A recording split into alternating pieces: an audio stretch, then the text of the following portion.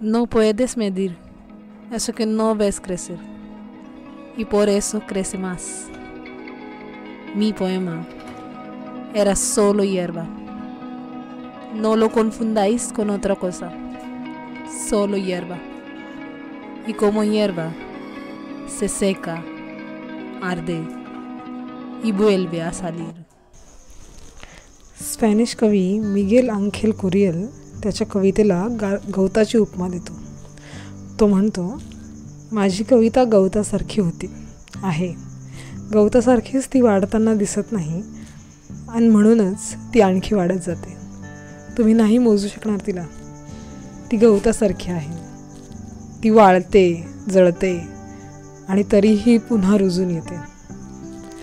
गवताचं अगदी यथार्थ वर्णन. गवत असंच असतं, कुठंही कसंही वाढणारं, रुजून येणारं आणि म्हणूनच दुर्लक्षित. शाळेत शिकलेलो असतो आपण गवताचे उपयोग, गाई गुरांना चारा म्हणून आणि जमिनीची धूप कमी होते म्हणून.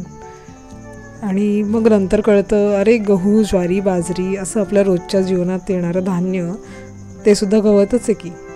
आणि बांबूसुद्धा गवतच. आणि अगदी घरात जर झाडायला एखादा झाडू वापरत असाल ना, तर तो सुद्धा एक प्रकारचं गवतापासूनच बनतो. पण मग मराठीतलं हे कसलं गवत माजलं इथं पासून ते हे गवत प्राण्यांना, पक्ष्यांना, कीटकांना उपयोगी आहे. अगदी कॅमोफ्लॅजपासून ते खाण्यापर्यंत सगळ्यासाठी. हे कळायचा प्रवास एकदा पार पडला की मग गवताकडे जरासं हृदयतेने पाहायला लागतो आपण. आणि मग आणखी एक गोष्ट कळते, ती म्हणजे गवताला सुद्धा फुलं येतात. इन्फ्लोरोसन्स किंवा मराठीतनं त्याला पुष्पविन्यास असा एक सुंदर शब्द आहे. म्हणजे ही फुलं किंवा मग आपण म्हणूयात फुलोरे कसली भन्नाट असतात आणि किती प्रकार असतात त्यात. अर्थात ह्या गवताची ओळखण जरा अवघडच असते. कधीतरी जर आयडीज करता आले सगळ्याचे तर एक मोठा सविस्तर व्हिडिओसुद्धा करेल त्याच्यावर. पण सध्या या फुलोऱ्याबद्दल सांगते. तुम्ही कधी पाहिले नसतील तर एका फुलोऱ्यात अनेक छोटी छोटी फुलं असं एक साधारण स्ट्रक्चर असतं. आणि तीही पूर्ण दिसतात फुलं असं नाही, पण त्याचे काही पार्ट्स दिसतात. पण केवढे सुंदर दिसतात म्हणून सांगू. तुम्हाला पण ह्याची एक झलक मिळावी आणि तुम्हीसुद्धा गवताच्या प्रेमात पडावं ही अपेक्षा ठेवून काही फोटोज पुढे लावलेत. तर बघा.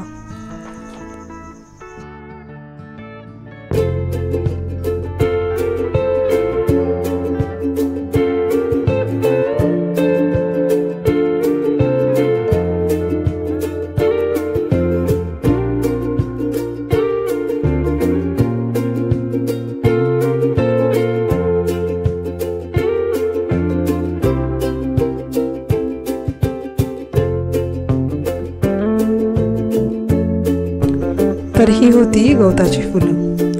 व्हिडिओ कसा वाटला ते कमेंट्समध्ये नक्की सांगा आणि भेटूया पुढच्या व्हिडिओमध्ये.